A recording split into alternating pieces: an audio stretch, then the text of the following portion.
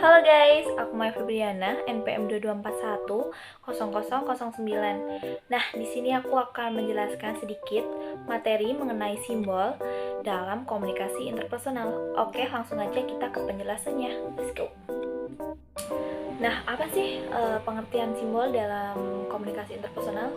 Nah, simbol dalam komunikasi itu merujuk pada tanda yang menyatakan hal tertentu atau maksud tertentu dalam menyampaikan pesan. Dan dengan simbol kita tuh dapat kayak menerima dan menyampaikan pesan-pesan makna-maknanya dalam sebuah komunikasi. Nah, selain pengertian ada juga jenis simbol. Yang pertama ada jenis simbol verbal dan yang kedua ada jenis simbol nonverbal.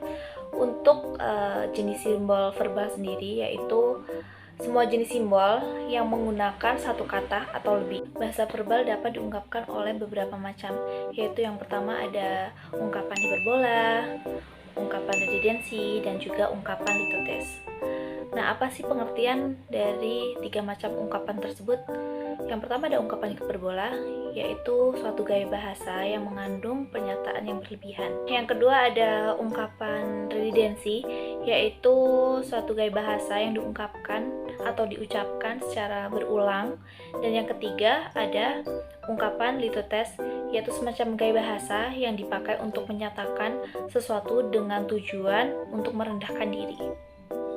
Ada juga nih guys beberapa unsur dari simbol verbal, yaitu yang pertama ada suara, yang kedua ada intonasi, yang ketiga ada nada tutur, dan yang keempat ada bahasa. Nah, selanjutnya ada simbol nonverbal. Simbol nonverbal biasanya digunakan untuk melukiskan semua peristiwa komunikasi di luar kata-kata, terucap, dan tertulis.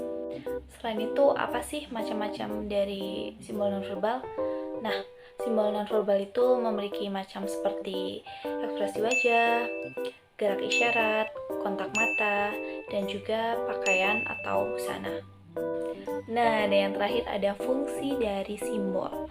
Simbol berfungsi sebagai pemahaman pesan atau informasi secara visual tanpa harus menggunakan bahasa lisan. Oke, segitu dulu video materi mengenai simbol dari aku. Semoga teman-teman suka dan sampai jumpa. Bye-bye.